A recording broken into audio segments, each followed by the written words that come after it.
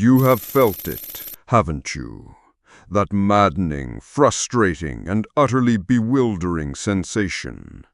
You are in a conversation with a woman. You are using logic. You are being direct. You are speaking what you believe to be a shared language. And yet, you feel as if you are speaking to a ghost through a wall of glass. Her responses seem illogical. Her emotions seem disconnected from the topic at hand. You leave the interaction feeling confused, drained, and fundamentally misunderstood. You are not going crazy. You are not bad at communication. You have simply made a catastrophic yet common error. You have been trying to decipher a sacred, ancient, and deeply symbolic language using the clumsy literal tools of a child's dictionary. The truth is, initiate, that women do not primarily communicate through the denotative meaning of their words. They communicate through a sophisticated, multi-layered, and deeply instinctual sublanguage, a language of feeling, of context, of unspoken implication, a language we in the cathedral call Womanese. Today we do not just define this language, we will hand you the decoder ring. We will give you the Gnostic keys to understanding her hidden meanings, her emotional subtext, and the unspoken desires that pulse beneath the surface of every seemingly innocent conversation. To master this is to stop being a frustrated foreigner in her world, and to become the one man who can hear the silent, secret music of her soul. First, you must understand the why. Womanese is not a flaw. It is a highly evolved survival technology. It is a secret language forged over millennia in a world where direct communication for women was often dangerous. Imagine the ancestral court of a powerful king. A man can speak his ambition directly. He can challenge, he can declare, he can command. He is playing the game of report talk, the language of status and information. A woman in that same court who speaks with such directness is branded a witch, a traitor, a monster. Her survival depends on a different art. She must influence, test, and communicate desire without ever being caught doing so. She must speak the language of report talk, a language of connection, of harmony, and of profound, unspoken subtlety. Womanese was born in this crucible.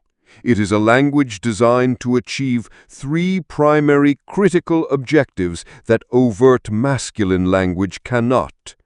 Objective 1. To maintain plausible deniability.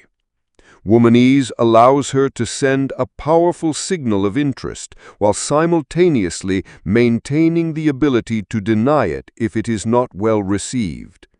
The Gnostic code? Her "my friends and I are going to this bar later" is not a piece of information. It is a test balloon. It is an invitation wrapped in an observation. If you respond with, "Cool, have fun," she can retreat without losing face. If you respond with, "Tell me where, I'll meet you there," she knows her signal was received. She has tested your intent without ever risking direct rejection. Objective 2. To test the masculine frame. Her ambiguous, sometimes contradictory statements are not signs of confusion. They are psychological probes designed to test the strength and integrity of your reality. The Gnostic code? Her, "I don't know, you're kind of a jerk," while she is still smiling and leaning in, is not a real insult. It is a stress test. She is throwing a small stone at your frame to see if it shatters. If you become defensive or apologetic, you fail. If you laugh and agree, I'm the best jerk you'll ever meet, you have passed. You have demonstrated that your frame is stronger than her test. This is profoundly, primally attractive. Objective 3. To communicate emotion over fact. The masculine mind prioritizes the transmission of data. The feminine mind prioritizes the transmission of feeling. The Gnostic code is, when she tells you a long, meandering story about a problem at work, she is not asking for a solution. The story is merely the vessel.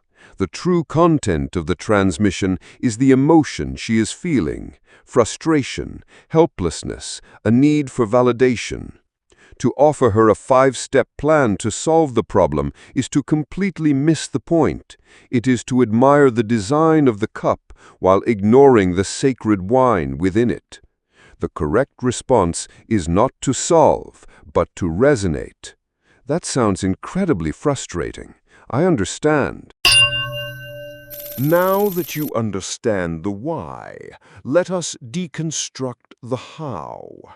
We will now unveil a tactical lexicon, 3 common Womanese phrases, and their direct, brutal translation. Phrase 1. I'm not sure if I'm ready for a relationship right now. Phrase 2. All men are the same. Phrase 3. We should just be friends. The Gnostic dissection. The uninitiated man hears these phrases and takes them at face value. He hears rejection, generalization, or a genuine desire for friendship. He is a fool. Let us apply the cathedral's decoder. Translation 1. I'm not sure if I'm ready for a relationship right now. The beta hears, she's emotionally unavailable. I should wait patiently and prove I'm a good guy. The sovereign hears, I'm not ready for a boring, predictable, low-tension relationship with you, but I am absolutely open to a thrilling, high-stakes, erotically charged adventure with a man who can create one. The gnosis. This is not a statement about her readiness. It is a judgment on your ability to ignite her desire. Translation 2. All men are the same. The beta hears, she's been hurt. I need to prove to her that I'm different by being extra nice and reliable. The sovereign hears, all the boring, predictable men I've been dating are the same. I am starved for a man who is a pattern interrupt. Please, for the love of God, show me something different. Challenge me. The gnosis. This is not a complaint. It is a desperate plea for a man with a sovereign, unpredictable frame. Translation 3. We should just be friends. The beta hears, she values my personality and wants a platonic connection. This is my chance to get in her inner circle. The sovereign hears, I have conducted a full diagnostic of your masculine energy, and I have found it to be utterly non-threatening, devoid of all sexual tension, and therefore completely non-arousing. You are safe, you are reliable, you will make an excellent platonic utility. I will now place you in this cage for my emotional convenience. The gnosis. This is the most brutal judgment of all. It is the final, polite, and devastating verdict that you have failed on a primal level to register as a man. Final synthesis and command to action sequence. Do you see now, initiate? Womanese is not a flaw in her communication.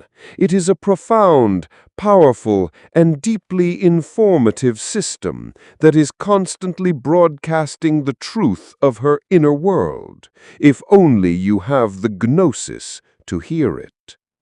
To continue listening only to her words is to choose to be blind and deaf. It is to choose to be a pawn in a game whose rules you refuse to learn. To master the art of decoding her subtext is to gain a form of psychic X-ray vision. It is to understand her true desires, fears, and intentions long before she is even consciously aware of them herself. It is the ultimate key to navigating the labyrinth of the feminine soul and forging a connection that is not based on the polite lies of social convention, but on the raw, resonant truth of primal understanding. If this deconstruction of womanese has shattered your perception of conversation, if you now understand that you have been playing checkers on a chessboard, command the like button. Acknowledge that a new, deeper language has been revealed to you. What is the single most confusing womanese phrase a woman has ever used on you? That one statement that left you completely baffled, that you replayed in your mind for days. Post it in the comments below. Let the cathedral's collective gnosis deconstruct it and reveal its hidden truth. This is merely the first page in the dictionary of the unspoken. To achieve true fluency, to become a master of this conversational sorcery, requires a deep immersion in the principles of frame, polarity, and archetypal communication. This is the sacred work we do in the forges of the Seduction Noire Cathedral.